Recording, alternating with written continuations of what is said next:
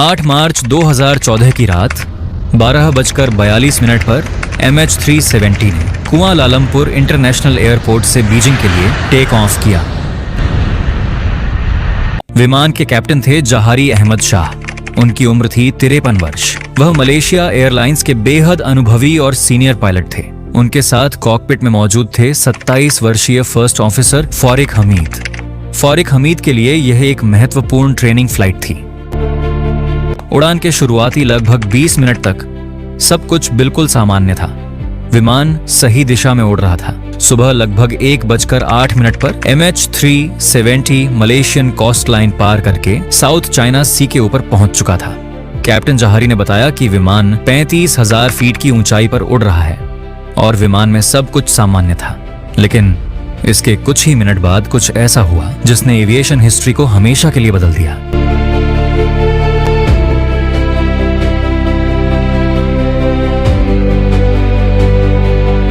करीब 11 मिनट बाद विमान वियतनामीज एयर स्पेस में प्रवेश करने वाला था। इसीलिए कुआलालंपुर एयर ट्रैफिक कंट्रोल ने रेडियो पर कहा।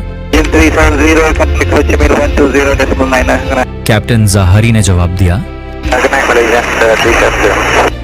सुनने में बिल्कुल सामान्य बातचीत। न कैप्टन की आवाज में घबराहट, न किसी टेक्निकल प्रॉब्लम का जिक्र, सब कुछ सामान्य था। सुबह लगभग 1:21 पर MH370 सिविलियन रेडार से गायब हो गया। लेकिन शुरुआत में कुआलालंपुर एयर ट्रैफिक कंट्रोल को यह बात समझ में नहीं आई। उन्हें लगा कि विमान उनके रेडर रेंज से बाहर निकल चुका है और अब वियतनाम के एयर स्पेस में पहुंच गया है।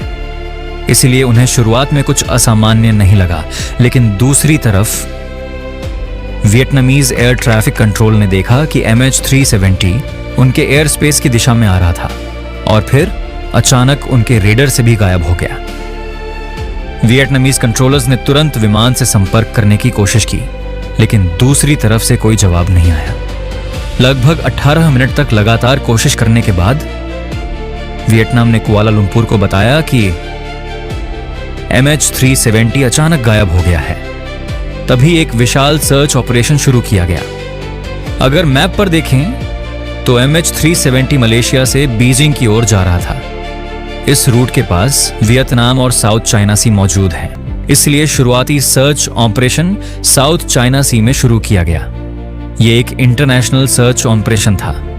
अलग अलग देशों के शिप्स और एयरक्राफ्ट विमान को खोजने में लगाए गए, लेकिन दिन बीत गए। विमान का कोई निशान नहीं मिला। फिर 12 मार्च को घटना के लगभग 4 दिन बाद एक ऐसी जानकारी सामने आई जिसने पूरी इन्वेस्टिगेशन की दिशा बदल दी। बताया गया कि MH370 भले ही सिविलियन रडार से गायब हो गया था, लेकिन उस रात उसे मिलिट्री रडार ने ट्रैक किया था। और सबसे हैरान करने वाली बात, विमान साउथ चाइना सी में नहीं था। वह मलेशिया के पश्चिम की ओर स्ट्रेट ऑफ मलाक्का के ऊपर देखा गया था। यानी MH370 बीजिंग की ओर नहीं जा रहा था। उसने लगभग 180 डिग्री टर्न लिया था। लेकिन सवाल था, विमान को किसने मोड़ा और क्यों? कुछ दिनों बाद इन्वेस्टिगेशन में एक और महत्वपूर्ण एविडेंस मिला, सैटेलाइट डेटा। पता चला कि MH370 गायब होने के बाद भी सैटेलाइट से कम्युनिकेशन एस्टैब्लिश करने की कोशिश कर रहा था। यहां एक महत्वपूर्ण बात समझनी जरूरी है। सैटेलाइट को विमान की एग्जैक्ट लोकेशन नहीं मिली।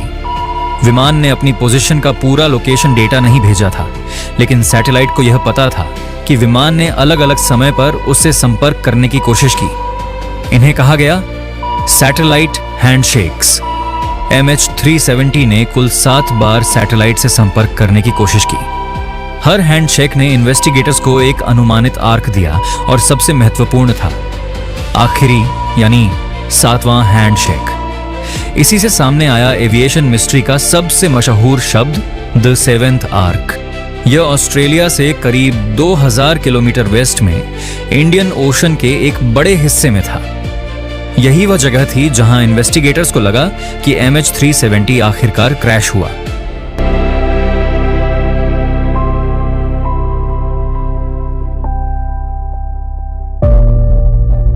इसके बाद कई सर्च ऑपरेशंस शुरू किए गए।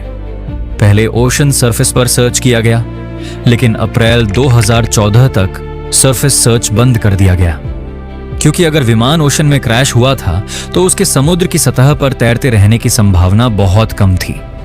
इसके बाद डीप ओशन सर्च शुरू किया गया। कई हफ्तों, महीनों और वर्षों तक सर्च चलता रहा, लेकिन विमान नहीं मिला। करीब $160 मिलियन खर्च करने के बाद यह सर्च ऑपरेशन बंद कर दिया गया। लेकिन जुलाई 2015 में एक महत्वपूर्ण सुराग मिला। रेयूनियन आइलैंड पर विमान का एक हिस्सा मिला। यह आइलैंड मडागास्कर के ईस्ट में स्थित है। वह हिस्सा था विमान का फ्लैपरोन। इसके बाद विमान के कई और डेब्रिस अलग अलग जगहों पर मिले।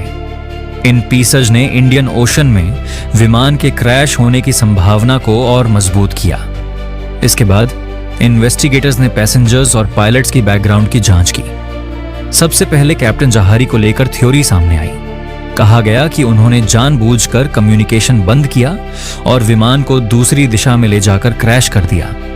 इस थ्योरी के समर्थन में कहा गया कि विमान ने करीब 180 डिग्री टर्न किया था। कैप्टन के घर पर फ्लाइट सिम्युलेटर भी मिला था, जिसमें एक ऐसा रूट मौजूद था जो MH370 के रूट से कुछ हद तक मिलता था। लेकिन ऑफिशियल इन्वेस्टिगेशन में इस थ्योरी को साबित करने वाला कोई निर्णायक एविडेंस नहीं मिला। कैप्टन जहारी एक हाईली एक्सपीरियंस्ड और रिस्पेक्टेड पायलट थे। आज भी MH370 का मेन रैकेज नहीं मिला है। कई डेब्री पीसेस जरूर मिले हैं, लेकिन विमान की पूरी कहानी अब भी मिस्ट्री बनी हुई है। आखिर MH370 उस रात कहां गया और उसके साथ वास्तव में क्या हुआ? इसका जवाब शायद आज भी समुद्र की गहराई में छिपा हुआ है। अगर आपको यह मिस्ट्री और इस वीडियो की जानकारी पसंद आई हो तो वीडियो को लाइक और चैनल को सब्सक्राइब जरूर करें।